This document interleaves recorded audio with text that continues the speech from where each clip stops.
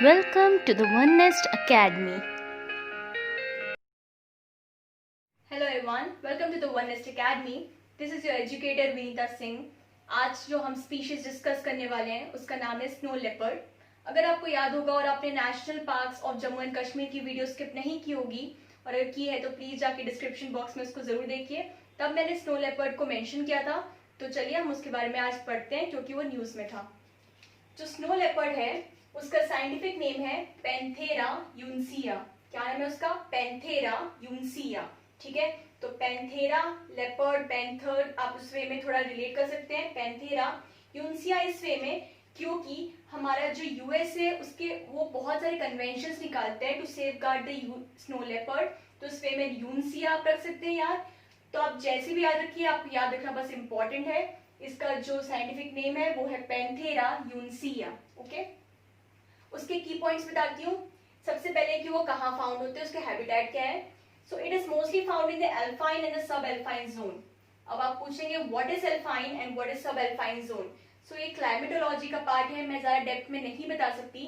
अभी के लिए आप इतना समझ जाइए, ऐसी जगह जहाँ पे बहुत फ्रीजिंग टेम्परेचर होता है, बहुत स्नोफॉल्स होती है. स्नो इंपॉर्टेंट है, फ्रीजिंग टेम्परेचर होता है. जैसे मतलब आपके नदर्न मोस्ट एरिया में ही फाइंड होगा इंडिया की बात करूँ तो. और वहां पे हाई विंड होती है, डेंस फॉरेस्ट होते हैं, थिन सॉइल होती है. ये पर्टिकुलर उसके कुछ कैरेक्टरिस्टिक्स हैं जो मैंने अभी आपको एक्सप्लेन कर दिया. बाद में जो क्लाइमेटोलॉजी का मैं सीरीज लाऊंगी उसमें मैं इन डेप्थ में इस सबको एक्सप्लेन करने की पूरी कोशिश करूंगी. So it is mostly found in those area जहाँ पे स्नोफॉल होते हैं. तो आप समझ सकते हैं इंडिया में हमारा स्नोफॉल जम्मू कश्मीर, हिमाचल प्रदेश, ये सब एरिया में होते हैं. राइट, तो उसको मैं एक बार बता देती हूँ आपको. इंडिया में क्या क्या होता है, कहाँ कहाँ होता है? जम्मू कश्मीर, ठीक है, मैंने कल मेंशन भी किया था. हिमाचल प्रदेश में होता है, उत्तराखंड में होता है, सिक्किम एंड अरुणाचल प्रदेश. सो इन जगह में स्नो लेपर्ड बहुत पाए जाते हैं. और उसके बाद अगर हम ऑल ओवर द वर्ल्ड की बात करें तो वेस्टर्न अफगानिस्तान से लेके मंगोलिया, उसके बाद चाइना, मतलब वेस्ट ऑफ चाइना तक इसका बहुत स्ट्रेच है. वेस्टर्न अफगानिस्तान आप समझ सकते हैं, इंडिया के ऊपर में लेफ्ट साइड में अफगानिस्तान है.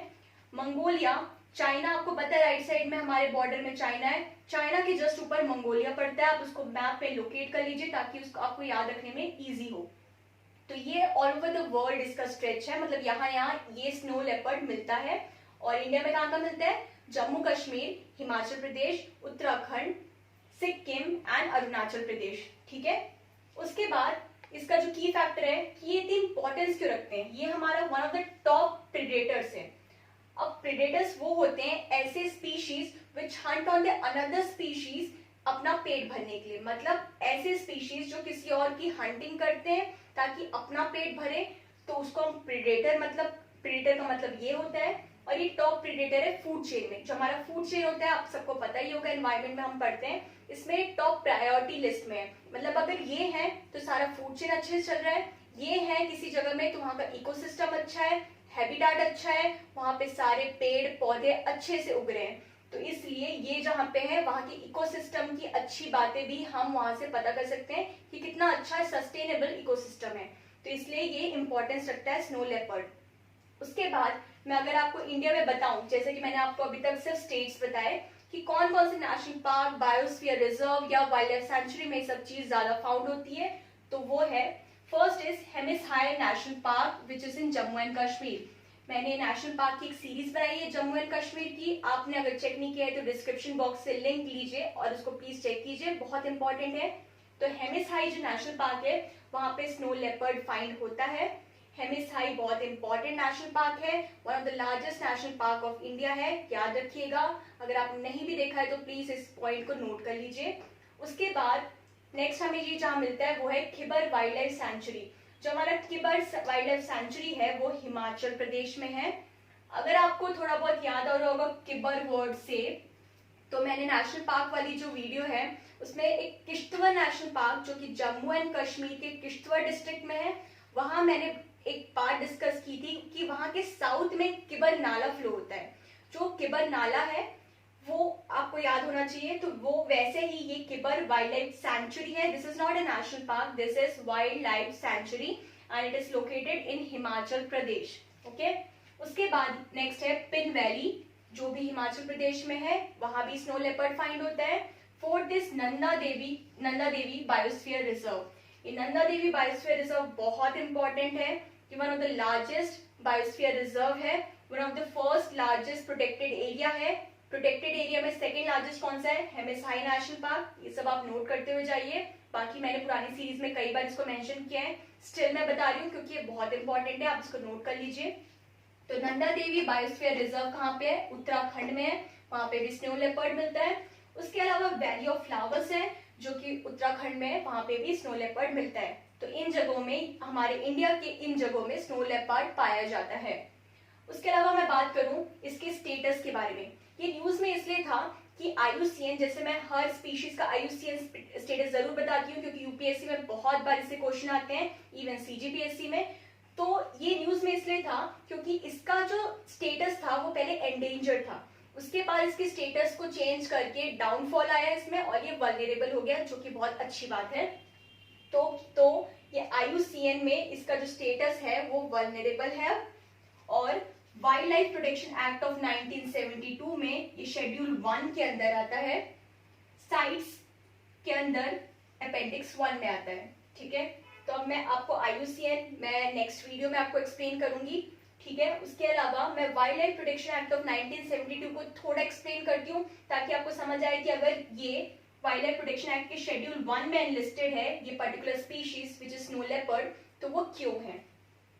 जो wildlife protection act of 1972 है, it was enacted by the parliament of India for the protection and the conservation of plants, animals and whole of ecosystem.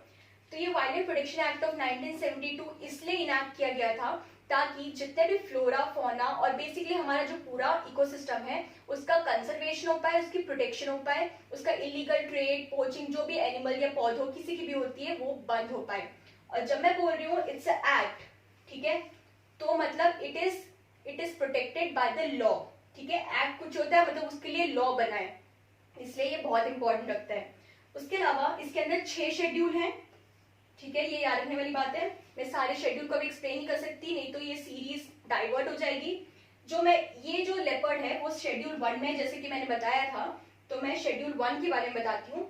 Schedule 1 में ऐसे स्पीशीज हैं जिसको बहुत खतरा है एक्सटेंशन का, ऑलराइट, एंड ऐसे स्पीशीज जिसको बहुत खतरा है एक्सटेंशन का, और गवर्नमेंट के पास एब्सोल्यूट पावर है कि जो भी, अगर मान लो किसी ने उस पर्टिकुलर स्पीशीज की पोचिंग करने की कोशिश की, उसकी हंटिंग करने की कोशिश की, तो उस पर हाई पेनल्टीज लगाई जा सकती है, उस पर उसको कोई छूट नहीं दी जाती है।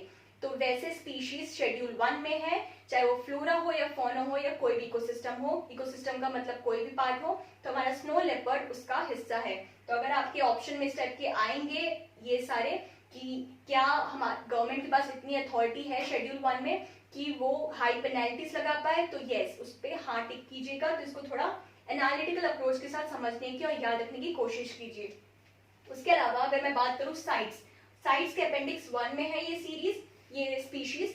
तो साइट्स क्या होता है? CITES is a convention on international trade of endangered species. ठीक है, convention on the international trade of endangered species. So basically it is an inter government organisation जिसमें 183 मेंबर्स हैं ऑल ओवर द वर्ल्ड। ये convention बना क्यों था?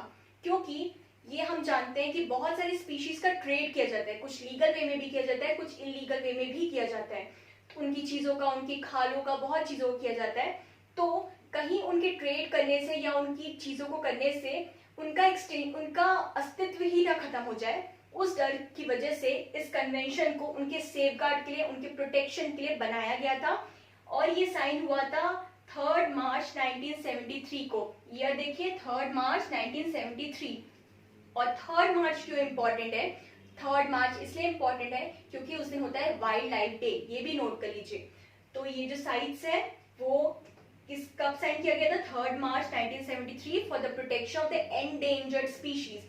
ऐसे species जिनको डेंजर है एक्सटेंशन का, ऐसे स्पीशीज को प्रोटेक्ट करने के लिए, कंसर्व करने के लिए ये जो पर्टिकुलर कन्वेंशन है उसको 183 मेंबर्स हैं इस कन्वेंशन के अंदर। और ये इंटर गवर्नमेंटल ऑर्गेनाइजेशन है all over the world. Almost सारे जो वर्ल्ड के स्टेट्स, वर्ल्ड की जितनी भी कंट्रीज हैं, सारे ही इसका हिस्सा है, कुछ ही है जो इसके हिस्सा नहीं है।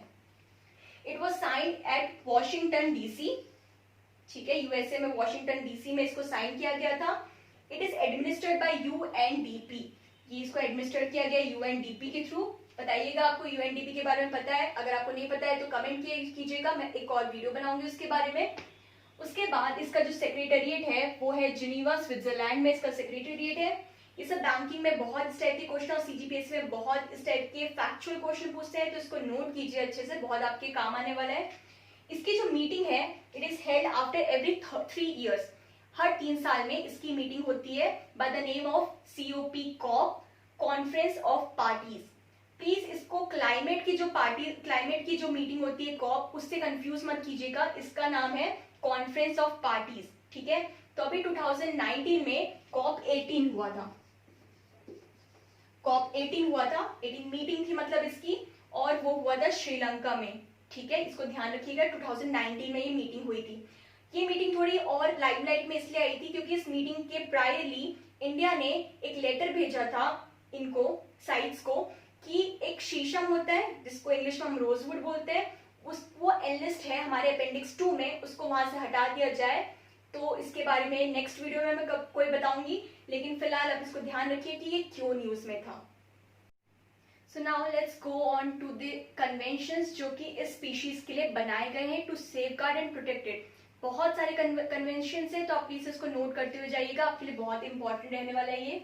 सबसे इंपॉर्टेंट है, सबसे पहला है प्रोजेक्ट स्नो लेपर्ड, जो कि 2009 में स्टैब्लिश किया गया था। ये एक सेंट्रली स्पॉन्सर्ड स्कीम है, ऐसे बहुत सारे क्वेश्चंस पुट अप होते हैं प्रीलिम्स में, तो प्लीज इसको ध्यान रखिएगा। ये एक सेंट्रली स्पॉन्सर्ड स्कीम है प्रोजेक्ट स्नो लेपर्ड, जो कि 2009 में स्टैब्लिश किया गया था। ये बेसिकली कंजर्वेशन और प्रोटेक्शन ऑफ स्नो लेपर्ड के लिए किया गया है गवर्नमेंट के थ्रू, और इसमें ज्यादा याद करने वाली कोई बात नहीं है। Second is secure Himalayas.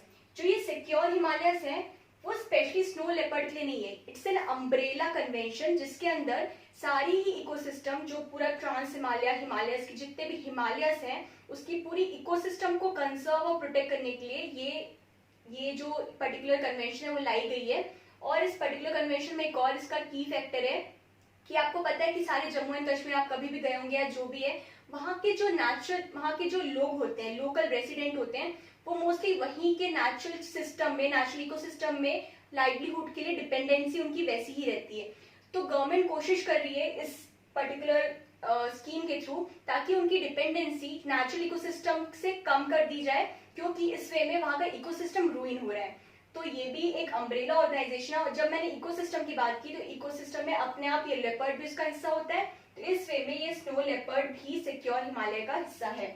ये जो है वो जम्मू कश्मीर, हिमाचल प्रदेश, उत्तराखंड और सिक्किम में, ये 4 पर्टिकुलर जगह में ये जो सिक्योर हिमालय है वो इस पर्टिकुलर जगह में ये स्कीम है।